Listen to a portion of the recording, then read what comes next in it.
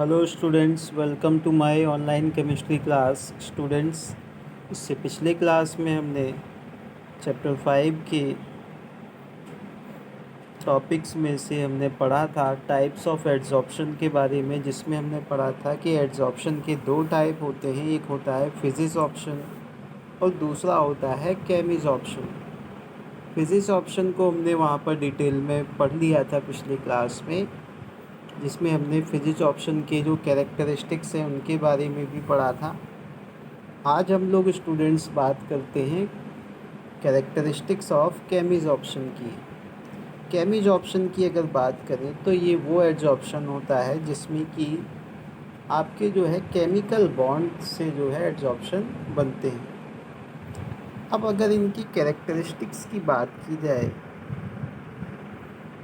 तो इनके जो कैरेक्टरिस्टिक्स हैं, जैसे कि हाई स्पेसिफिसिटी मैंने आपको बताया था कि स्पेशल ट्रीटमेंट देना किसी गैस को या किसी अदर सब्सटेंस को एड्जॉर्प्शन में।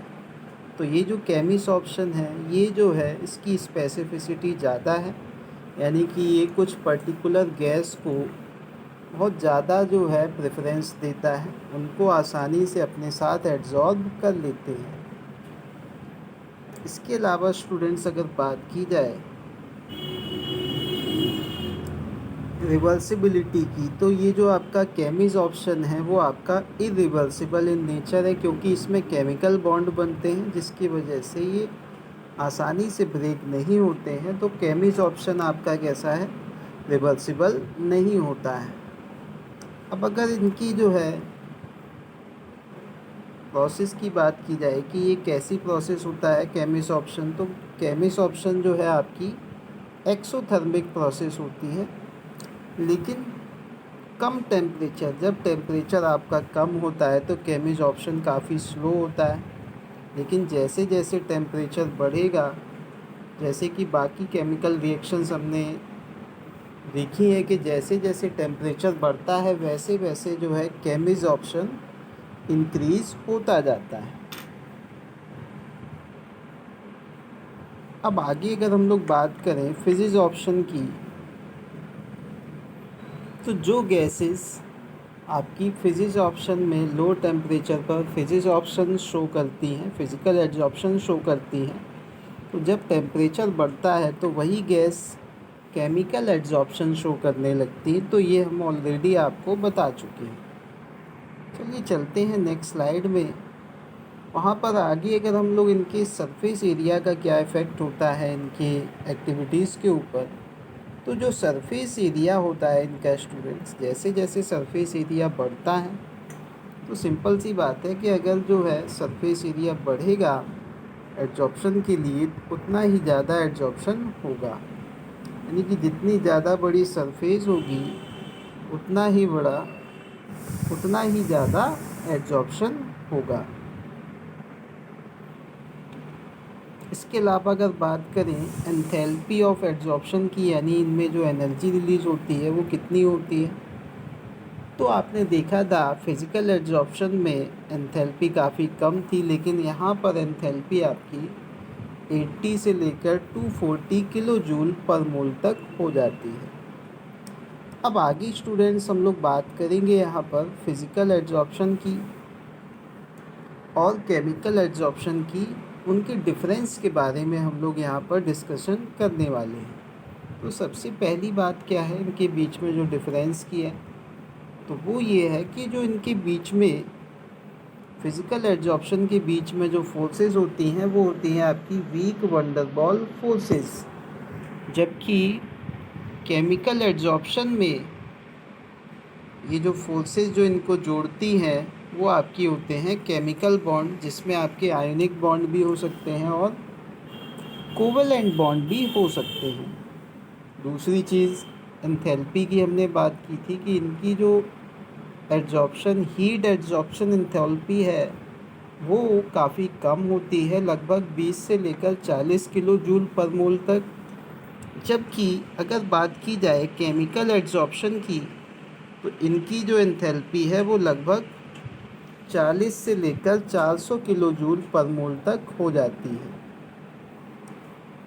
इसके बाद अगर डिफरेंस की बात की जाए तो एक और डिफरेंस इनमें होता है कि ये जो फिज़िकल एड्जॉर्प्शन है वो आपका कैसा होता है, रिवर्सिबल होता है, यानी कि ये वापस चेंज हो सकता है, यानी कि इसमें डिजॉर्प्शन पॉसिबल होता है। डिजॉर्प्शन मैंने ऑलरेडी आपको बताया हुआ है, यानी कि एड्जॉर्प्शन प्रोसेस का उल्टा वही आपका डिजॉर्प्शन कहलाता है। आगे अगर बात की जाए, ये जो केमिकल एड्जॉर्प्शन है ये आपका इरिवर्सिबल होता है, ये वापस पहले जैसा नहीं हो सकता। आगे स्टूडेंट्स अगर बात की जाए, फिज़िकल एड्जॉर्प्शन में हमें एक्टिवेशन एनर्जी की ज़रूरत नहीं होती है, जबकि अगर केमिकल एड्जॉर्प्शन में बात की जाए तो हमें टेम्परेचर बढ़ाना पड़ता है, तब जाकर जो है एड्जॉर्प्शन, केमिकल एड्जॉर्प्शन आसानी से हो पाता है। दूसरी चीज़ अगर बात करें इनके डिफरेंस की, कि जो फिज़िकल एड्जॉर्प्शन है वो हमने पढ़ा था कि कम टेम्परेचर पर होने लगता है, और जैसे जैसे हम टेम्परेचर बढ़ाएंगे वैसे वैसे फिज़िकल एड्जॉर्प्शन आपका कम होता जाएगा। लेकिन अगर केमिकल एड्जॉर्प्शन की बात की जाए तो इसके लिए हमें टेम्परेचर इंक्रीज़ करना होता है, तब जाकर केमिकल एड्जॉर्प्शन हो पाता है। साथ ही साथ ये डायरेक्टली प्रोपोर्शनल होता है टेम्परेचर के, यानी कि जैसे जैसे टेम्परेचर बढ़ेगा वैसे वैसे आपका केमिकल एड्जॉर्प्शन बढ़ता जाएगा। अब अगर स्पेसिफिसिटी की बात की जाए तो उसके बेस पर भी हम इनके बीच में डिफरेंस बता सकते हैं। हमने बताया था आपको, फिज़िकल एड्जॉर्प्शन कोई स्पेशल ट्रीटमेंट नहीं देता है किसी भी अदर गैसेस को, जबकि केमिकल एड्जॉर्प्शन हाई स्पेसिफिक होता है, यानी कि हाईली स्पेसिफिसिटी ये शो करता है, पर्टिकुलर गैसेस को अपने साथ जल्दी जोड़ लेता है और कुछ गैसेस को निगलेक्ट करता है, अवॉइड करता है।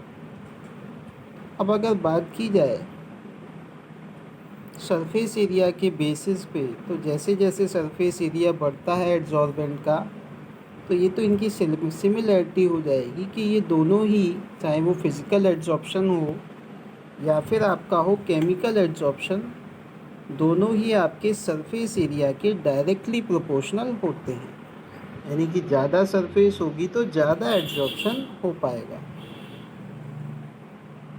आई होप आपको यहाँ तक ये चीज़ें आसानी से समझ में आई होंगी। तो ये जो आपका फिज़िकल एड्जॉर्प्शन है ये मल्टी मॉलिक्यूलर लेयर्स बनाता है, यानी कई सारे मॉलिक्यूल्स की लेयर बनाता है, जबकि आपका केमिकल एड्जॉर्प्शन यूनिमॉलिक्यूलर, यानी कि यूनिमॉलिक्यूलर ये लेयर बनाता है, जिसमें आपके केवल एक मॉलिक्यूल की लेयर बनती है।